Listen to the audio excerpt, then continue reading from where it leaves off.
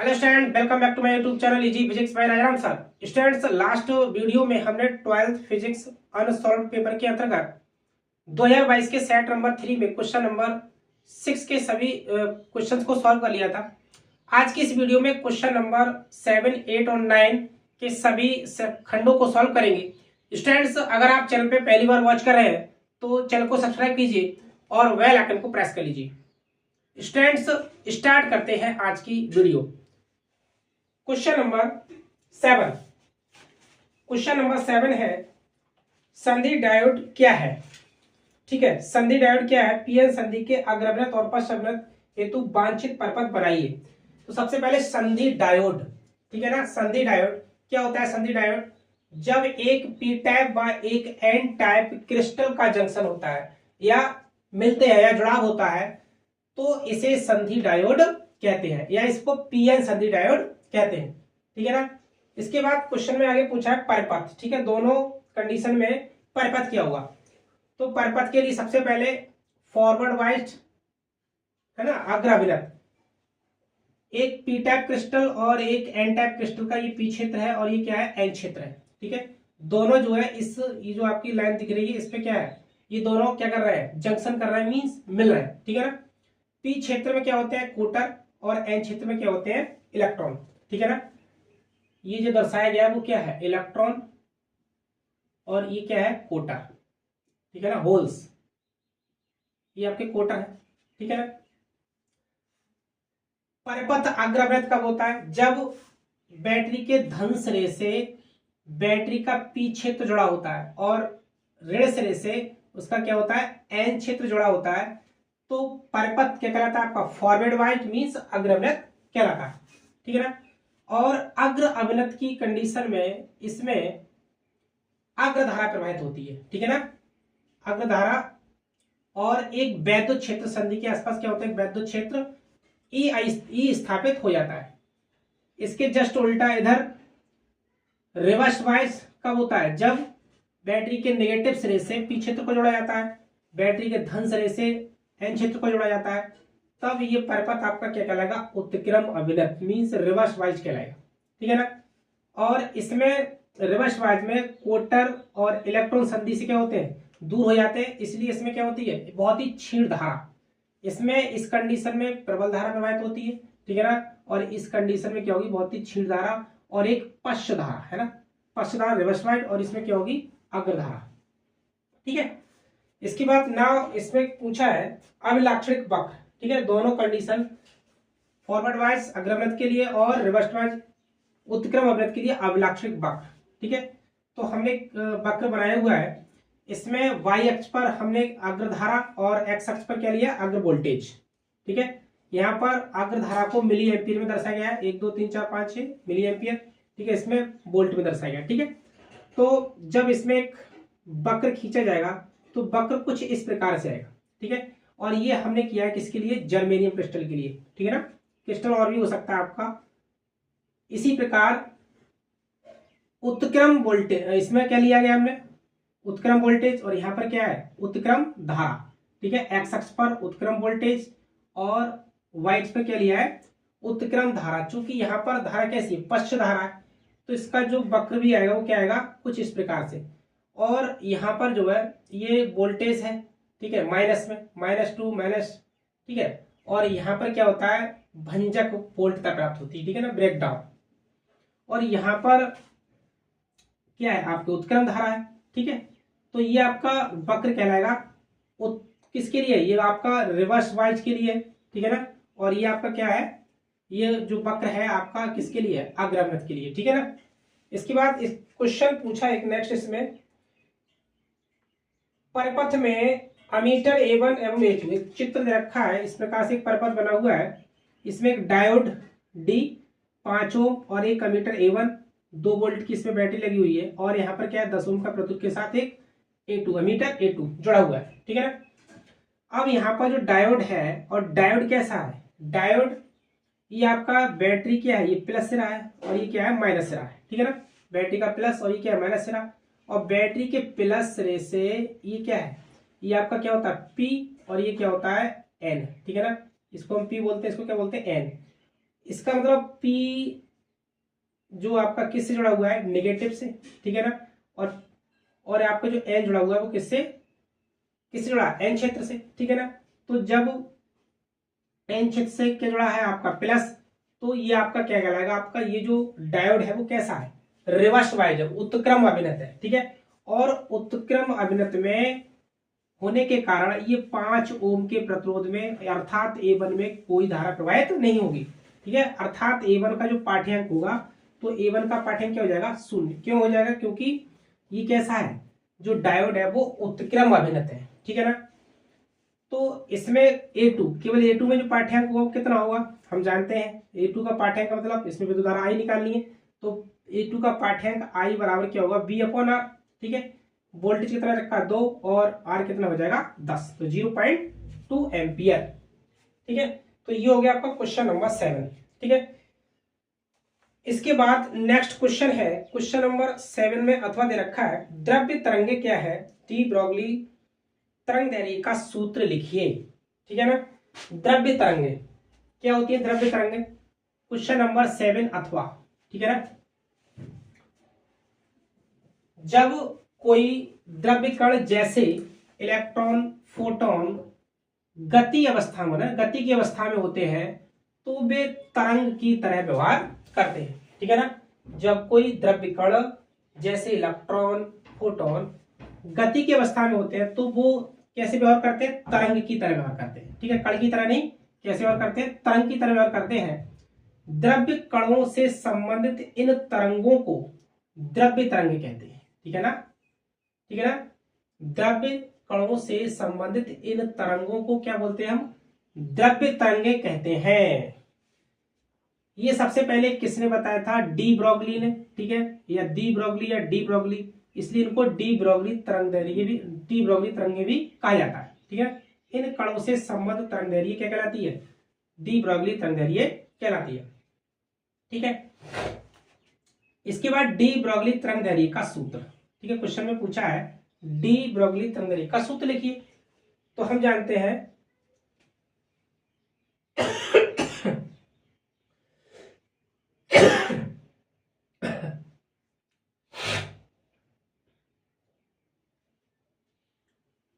Lambda बराबर H/m², ठीक है ना, H/m इंटू न्यू। यहां पर H क्या है, H आपका प्लांक नियतांक है, और m क्या है, फोटोन का द्रव्यमान, और न्यू क्या है यहाँ पर आवृत्ति, ठीक है ना। फोटोन की तरंग दैर्घ्य, इसके बाद फोटोन की तरंग दैर्घ्य, क्वेश्चन में पूछा है कि विद्युत चुंबकीय विकिरण हेतु तरंग दैर्घ्य संगत फोटोन की डी ब्रोगली तरंग दैर्घ्य के बराबर, ये सिद्ध करना है, ठीक है ना। तो फोटोन की तरंग दैर्घ्य क्या होती है, फोटोन की तरंग दैर्घ्य हम जानते हैं लैम्डा बराबर क्या होता है, H/P, ठीक है ना। लैम्डा बराबर H/P, यहाँ पर H क्या प्लांक नियतांक, और P क्या है आपका संवेग, ठीक है। ये तो आपकी फोटोन की तरंग दैर्घ्य। हम जानते हैं फोटोन की एनर्जी है ना, फोटोन की ऊर्जा क्या होती है, E बराबर H न्यू, E बराबर H न्यू। और एक दूसरा फार्मूला होता है E बराबर PC, ठीक है ना, जहां न्यू क्या है आवृत्ति है, और यहाँ पर P क्या है, वो क्या है कण का संवेग, है ना। और C, यहाँ पर C क्या है, प्रकाश की चाल, 3 × 10⁸ मीटर प्रति सेकंड। अब यहाँ E बराबर H न्यू और ये क्या है PC है, तो दोनों को हम क्या कर सकते हैं, इक्वेट कर सकते हैं, दोनों को बराबर रख सकते हैं, ठीक है ना। PC बराबर H न्यू हो जाएगा, P का मान निकालेंगे तो P बराबर H न्यू अपॉन ये आ जाएगा C हर में, ठीक है ना, P बराबर H न्यू अपॉन C। इस P का मान हम कहाँ रखेंगे, समीकरण 1 में, लैम्डा बराबर H/P। इस P का मान यहाँ देखो, लैम्डा बराबर क्या आ गया, H अपॉन, और P का मान आ गया H new upon C। H से H कैंसिल हो जाएगा, C आपका पहुंचेगा ऊपर, तो लैम्डा बराबर C अपॉन न्यू, है ना। तो ये क्या हो गया, लैम्डा बराबर प्रकाश की, C क्या है प्रकाश की चाल, और न्यू क्या है आपकी प्रकाश की आवृत्ति, और प्रकाश की चाल बटे प्रकाश की आवृत्ति, यही क्या होती है विद्युत चुंबकीय तरंग की तरंग दैर्घ्य, ठीक है ना। अर्थात फोटोन की तरंग दैर्घ्य विद्युत चुंबकीय तरंग दैर्घ्य की क्या है, बराबर है। यही हमें क्या करना था, सिद्ध करना था, ठीक है ना। तो इसके बाद next question, question number 8, question number 8, ठीक है ना। क्वेश्चन नंबर 8, क्वेश्चन नंबर 8 है, संपर्क में रखे दो पतले लेंसों के संयोजन की फोकस दूरी का सूत्र ज्ञात कीजिए। ठीक है, दो पतले लेंस, मान लीजिए दो पतले लेंस है,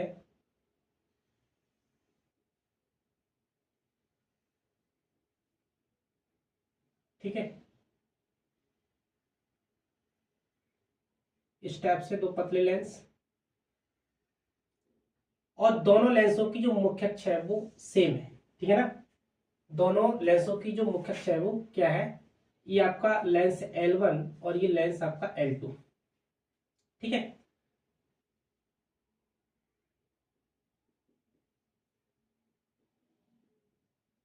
मान लीजिए अगर जो है इसके जस्ट लेंस L1 के सामने कोई वस्तु क्या है O स्थित है, तो इससे चलने वाली प्रकाश की किरण यहां से क्या होगी, अपवर्तित होगी, और अपवर्तित होकर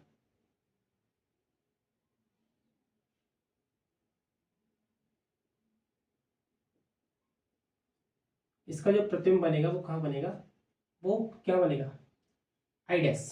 ठीक है ना,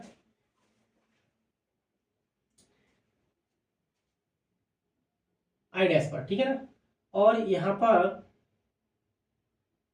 अंतिम प्रतिबिंब एल, ये आई डैश क्या करेगा, L2 के लिए वस्तु का कार्य। ठीक है, जिसका जो अंतिम प्रतिबिंब बनेगा वो कहां बनेगा, आई पर। ठीक है ना, अंतिम प्रतिबिंब कहां बनेगा, आई पर बनेगा। ठीक है, L1 L2, और ये आपका क्या हो गया, यहां से जो वस्तु की दूरी होगी वो यहां से क्या होगी, ये आपकी U क्या है, वस्तु की दूरी है, और यहां से ये आपकी प्रतिबिंब की दूरी B डैश, और इस वाले लेंस से प्रतिबिंब की दूरी क्या हो जाएगी, ये आपकी B क्या है, वस्तु की काम करेगा। ठीक है ना, B। ठीक है, तो ये आपको हो गया, तो लिखेंगे यहां पर माना, माना दो पतले, दो पतले लेंस L1 व L2 चित्रानुसार, चित्रानुसार व्यवस्थित हैं, दोनों लेंसों की मुख्य अक्ष, मुख्य अक्ष समान है, मुख्य अक्ष समान है। ठीक है ना,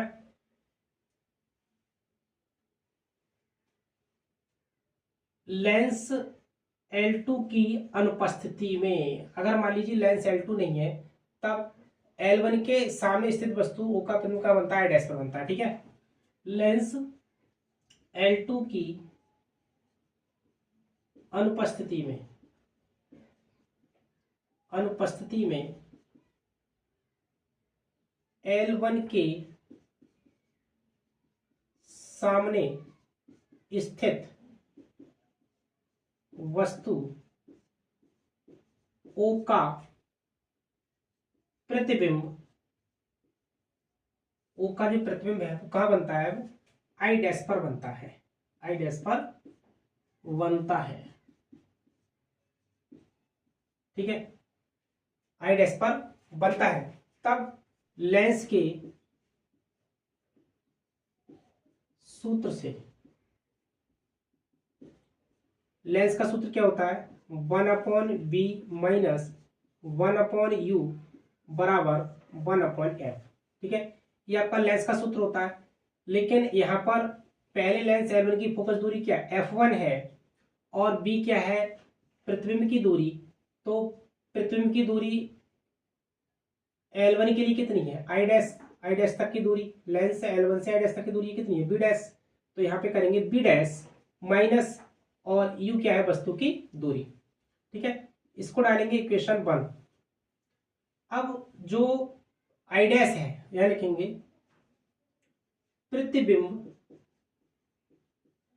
प्रतिबिंब आई डैश है ना, ये वाला प्रतिबिंब आई डैश लेंस L2 के लिए लेंस L2 के लिए वस्तु का कार्य करता है, वस्तु का कार्य करता है तब, ठीक है ना, वस्तु का कार्य करता है तब लेंस के सूत्र से क्या हो जाएगा 1/b, ठीक है ना, ये वस्तु की दूरी हो गई, b यहां से वस्तु की दूरी, तो 1/b माइनस 1/b डैश बराबर 1/f2। इसको डालेंगे question number 2।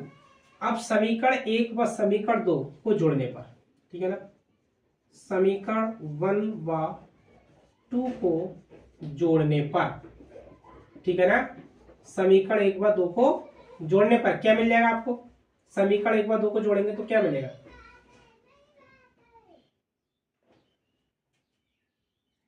1/b dash minus 1/u और प्लस इसी में LHS जोड़ेंगे ये वाली 1/b माइनस 1/b डैश बराबर, इसी प्रकार इधर आज आपका आएगा 1/f1 plus 1/f2। v dash से ये वाला आपका b डैश क्या जाएगा, कैंसिल हो जाएगा माइनस में, और ये क्या है प्लस में, यहाँ लिखेंगे 1/b माइनस 1/u बराबर 1/f1 प्लस 1/f2, ठीक है। ये आपका 1/b माइनस 1/u क्या है, यदि संयुक्त लेंस की फोकस दूरी कैपिटल F हो तब हम इसको कह सकते हैं 1/f के बराबर, 1/f बराबर 1/f1 प्लस 1/f2। ये आपको हो गया संयुक्त लेंस की फोकस दूरी के लिए सूत्र, ठीक है। इसके बाद इसमें एक क्वेश्चन दिया है, अंकित प्रश्न है, +5 डायोप्टर तथा -2 डायोप्टर क्षमता के दो लेंस संपर्क में रखे जाते हैं, संयुक्त लेंस की फोकस दूरी ज्ञात कीजिए, ठीक है ना। लेंस की क्षमता दे रखी है P1, ये आपको कितना दे रखा है +5 डायोप्टर, और P2 दे रखा है आपका -2 डायोप्टर, ठीक है ना, -2 डायोप्टर। संयुक्त लेंस की क्षमता, संयुक्त लेंस की क्षमता क्या हो जाएगी, P बराबर P1 प्लस P2, और P बराबर आपका क्या 5 डायोप्टर -2 डायोप्टर, तो आपको कितना मिल जाएगा, आपका ये मिल जाएगा आपको 3 डायोप्टर, ठीक है ना, 3 डायोप्टर। और हमें क्या निकालना है, हमें फाइंड करना है संयुक्त लेंस की फोकस दूरी। तो संयुक्त लेंस की फोकस दूरी क्या होती है, F बराबर क्या होता है 1/p, ठीक है, 1/p, और F बराबर ये आपका क्या हो जाएगा 1/3, और ये आपको मिलेगा किस में, मीटर में, ठीक है। अगर इसको सेंटीमीटर में चेंज करेंगे तो F बराबर ये आपको हो जाएगा 100 से गुणा करेंगे 100/3, ये आपको हो जाएगा सेंटीमीटर, ठीक है। ये आपको हो गई संयुक्त लेंस की फोकस दूरी। इसके बाद नेक्स्ट क्वेश्चन 8 अथवा, क्वेश्चन नंबर 8 अथवा है, हाइगेंस की द्वितीयक तरंगाओं के सिद्धांत की व्याख्या कीजिए, इसके आधार पर प्रकाश अपवर्तन के नियम को प्रतिपादित कीजिए। स्टूडेंट से ये क्वेश्चन हमने लास्ट सेट में करा दिया है। आप जो है वीडियो नंबर 2022 की वीडियो नंबर 3 2022 का सेट नंबर फर्स्ट में देख सकते हैं, क्वेश्चन नंबर वहां 6 दे रखा है, ठीक है। इस वीडियो का लिंक आपको डिस्क्रिप्शन में मिल जाएगा, स्टूडेंट्स आप वहां से वॉच कर सकते हैं। इसके बाद नेक्स्ट क्वेश्चन है क्वेश्चन नंबर 9। क्वेश्चन नंबर 9 है, किसी धारा मापी की सुग्राह्यता का कार्य समझाइए, ठीक है ना, किसी धारा मापी की सुग्राह्यता।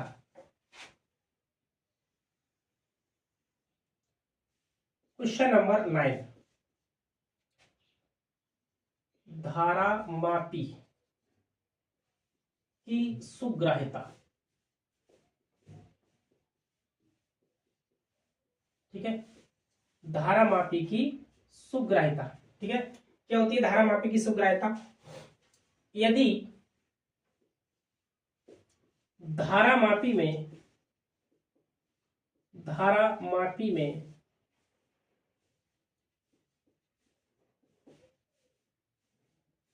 थोड़ी सी विद्युत धारा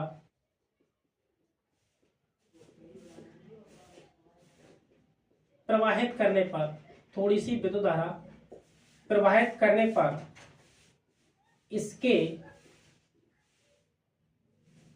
इसमें पर्याप्त विक्षेप उत्पन्न होता है। पर्याप्त विक्षेप उत्पन्न होता है तो इसे सुग्राही धारामापी कहते हैं। सुग्राही धारामापी कहते हैं। ठीक है ना।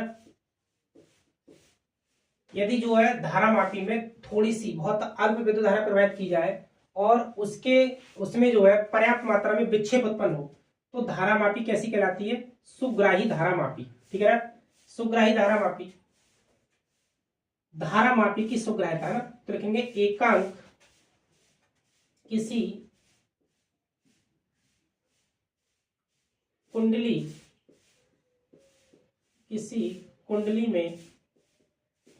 में एकांक धारा प्रवाहित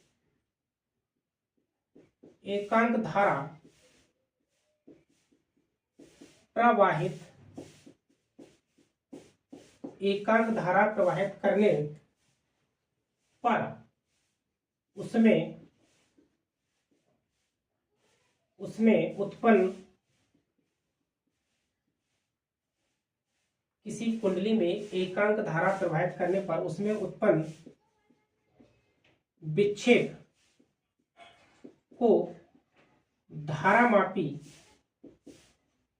की सुग्राह्यता कहते हैं। ठीक है ना। किसी कुंडली में एकांक धारा प्रवाहित करने पर उसमें उत्पन्न विक्षेप को धारामापी की सुग्राह्यता कहते हैं। ठीक है, धारामापी की सुग्राह्यता कहते हैं। इसके बाद क्वेश्चन में पूछा है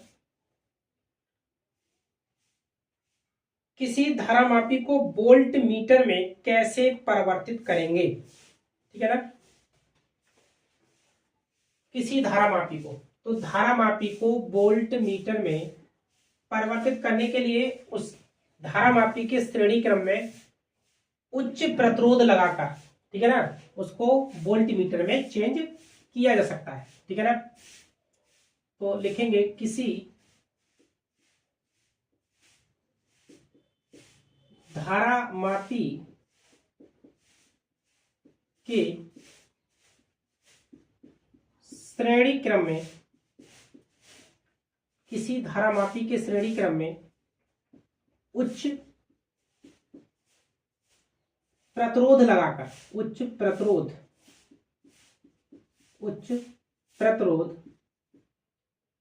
प्रतिरोध लगाकर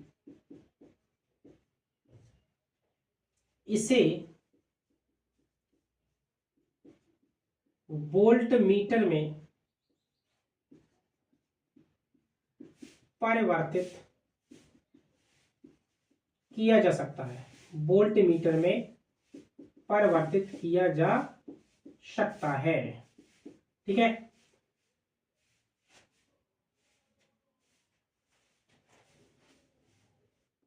एक धारामापी, मान लीजिए कोई धारामापी आपकी जी, ठीक है, और इसके श्रेणी क्रम में हम क्या जोड़ेंगे, एक उच्च प्रतिरोध आर। ठीक है। तो ये आपका बन जाएगा, क्या बन जाएगा, वोल्ट मीटर। जो धारामापी है वो वोल्ट मीटर की तरह क्या करेगा, कार्य करेगा। ठीक है ना। यहां से क्या होगी, धारा आई प्रवाहित। ठीक है। और इसमें धारा जो प्रवाहित होगी वो क्या कराएगी, आपकी आई जी। ठीक है। माना किसी धारामापी का वैद्युत वैद्युत प्रतिरोध कैपिटल जी है तथा इसके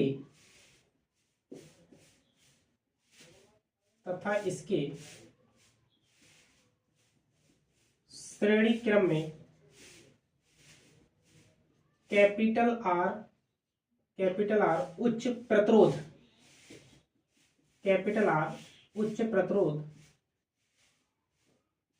जोड़ा गया है तथा इसमें IG धारा प्रवाहित हो रही है। IG धारा है ना, इसमें क्या है, IG धारा प्रवाहित हो रही है। तब इसके सिरों पर विभवांतर, ठीक है, तब इसके सिरों पर विभवांतर B बराबर क्या होता है, B बराबर I और R कितना है, दोनों किस क्रम में जुड़े हैं, श्रेणी क्रम में G प्लस R या R प्लस G, इसको हम लिख सकते हैं। ठीक है, यहां से आप R का मान निकालेंगे तो आपको मिलेगा V upon IG minus capital G, minus का कैपिटल G। ठीक है, इसके बाद क्वेश्चन में आगे कुछ दे रखा है, किसी धारामापी में 1 एम्पीयर की धारा पूर्ण पैमाने पर विक्षेप उत्पन्न करती है, इसे 10 एम्पीयर पास के एमीटर में परिवर्तित करने हेतु वांछित शंट एवं धारामापी के प्रतिरोध में संबंध स्थापित कीजिए। ठीक है, संबंध स्थापित कीजिए। तो हम जानते हैं शंट के लिए सूत्र क्या होता है, S बराबर IG I minus IG into capital G।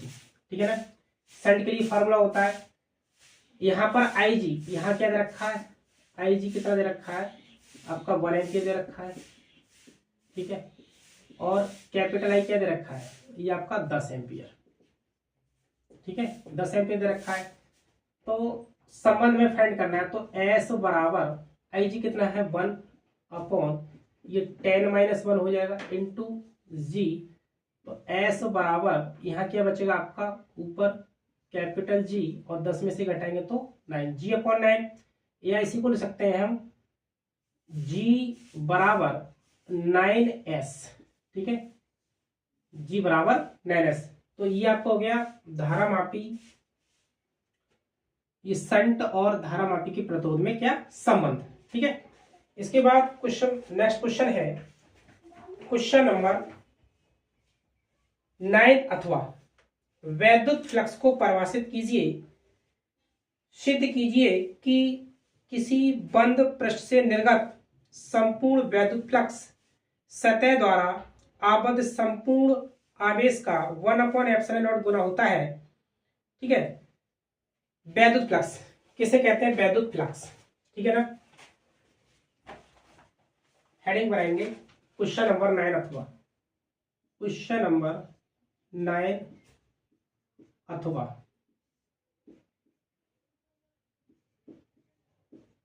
वैद्युत फ्लक्स, वैद्युत फ्लक्स। ठीक है ना, वैद्युत क्षेत्र में स्थित, वैद्युत क्षेत्र में स्थित किसी काल्पनिक पृष्ठ से गुजरने वाली, किसी काल्पनिक पृष्ठ से गुजरने वाली वैद्युत बल रेखाओं, वैद्युत बल रेखाओं की संख्या, वैद्युत बल रेखाओं की संख्या को उसका वैद्युत फ्लक्स, उसका वैद्युत फ्लक्स कहते हैं। वैद्युत फ्लक्स कहते हैं, तथा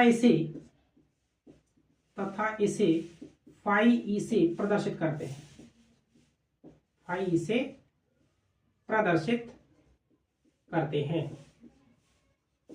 ठीक है, तथा इसे फाई से क्या होता है, फाई ई बराबर E vector into E vector.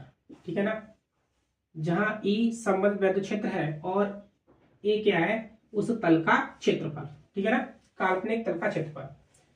यहां पर इसके बाद आगे क्वेश्चन में पूछा है, सिद्ध कीजिए कि किसी बंद पृष्ठ से निर्गत संपूर्ण वैद्युत फ्लक्स। ठीक है ना, तो इसके लिए हमें सिद्ध करना है गॉस की प्रमेय। ठीक है ना, गॉस की प्रमेय। तो मान लीजिए कि कोई एक बंद पृष्ठ है और इस बंद पृष्ठ के किसी बिंदु O पर कोई प्लस क्यू आवेश है। ठीक है ना, और हमने क्या ले लिया, इस परिधि पर कोई बिंदु P स्थित है जिसकी दूरी क्या है, वो स्मॉल r है। ठीक है ना, दूरी क्या है, स्मॉल r है। पृष्ठ पर एक क्षेत्रफल अवयव dA की हम क्या करते हैं, कल्पना करते हैं, क्षेत्रफल अवयव क्या, dA। ठीक है, और ये आपका पॉइंट O है। इस पृष्ठ द्वारा यहाँ पर जो कोण होगा वो क्या होगा, आपका डी ओमेगा, डी ओमेगा। ठीक है ना, बिंदु O पर यहाँ पर ये डीए वेक्टर, यहाँ पर आपका ये एकांक सदिश एन कैप, और यहाँ पर ई क्या, ई वेक्टर, बिंदु P पर क्या होंगे, ये थीटा एंगल पर। ठीक है, ये आपका डीए वेक्टर। ठीक है, डीए वेक्टर, ये आपका बिंदु O है। तो लिखेंगे माना किसी बंद पृष्ठ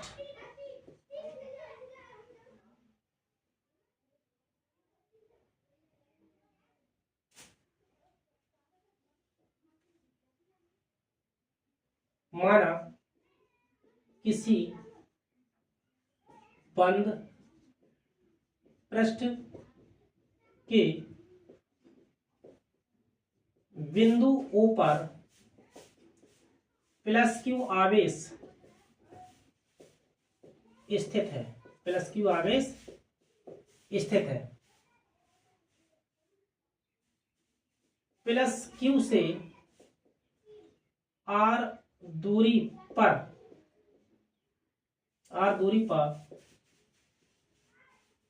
परिधि पर एक बिंदु P स्थित है, एक बिंदु P स्थित है। बिंदु P के चारों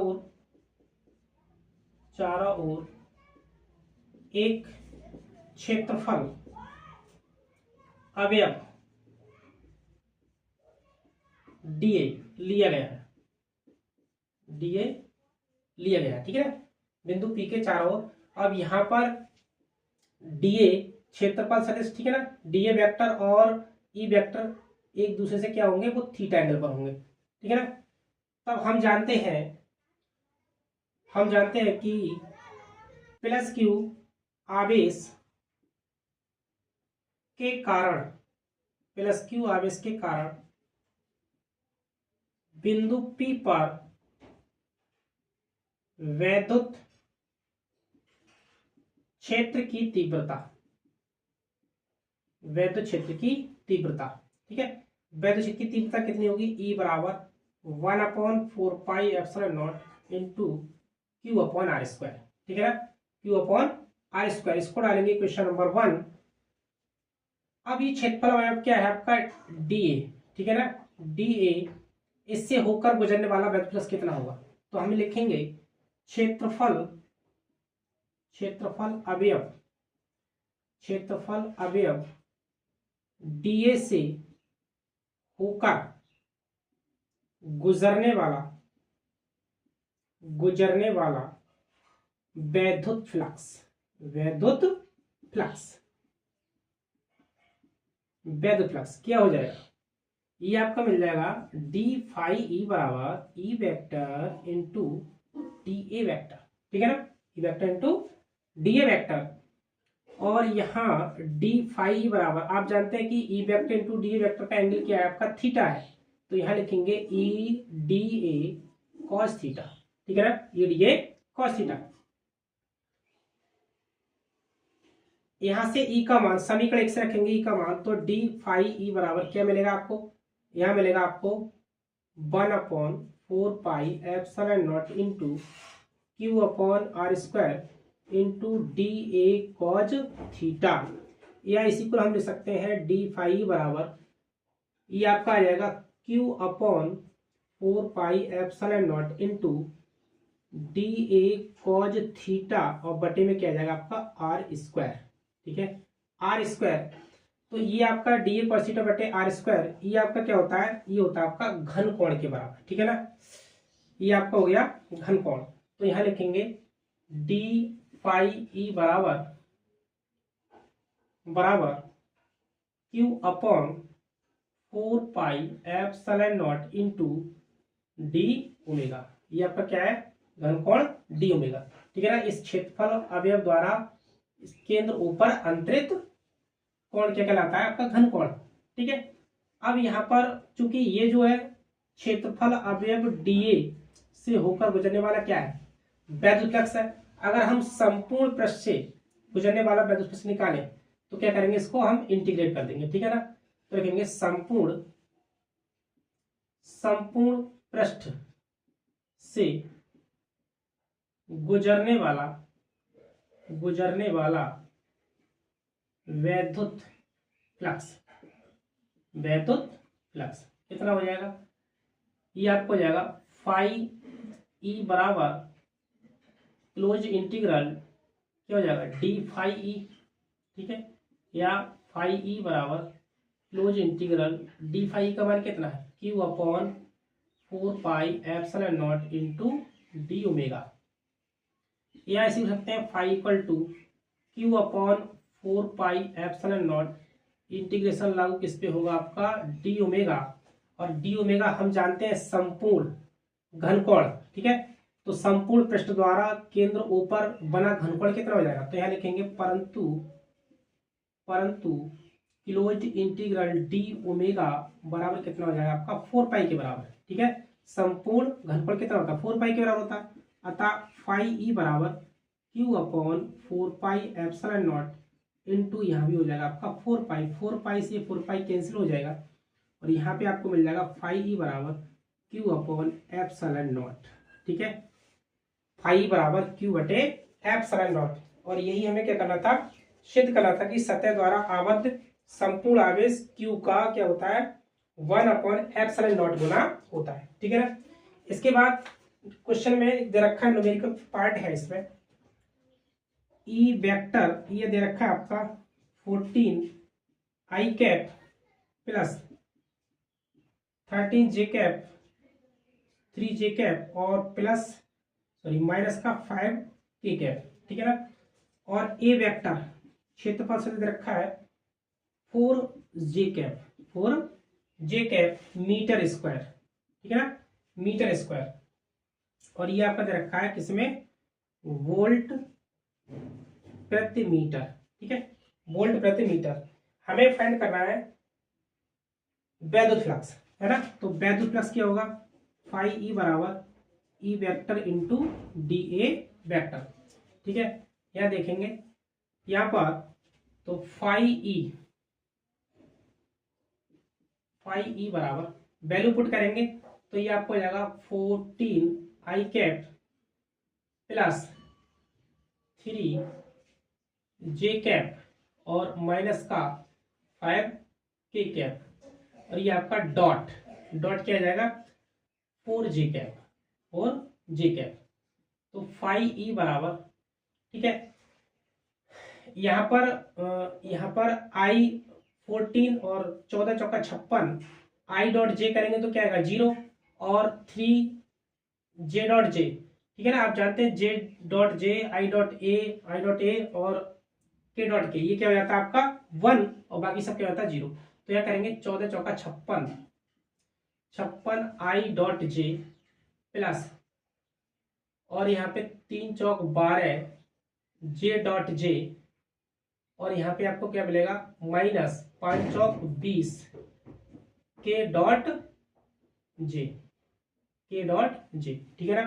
क्या मिल जाएगा आपको के डॉट जे यहाँ पर, परंतु हम जानते हैं, क्या जानते हैं कि आई डॉट जे बराबर जे डॉट के बराबर के डॉट आई, ये क्या होता है 0, और आई डॉट आई बराबर जे डॉट जे और बराबर के डॉट के, ये आपका होता है 1, ठीक है ना।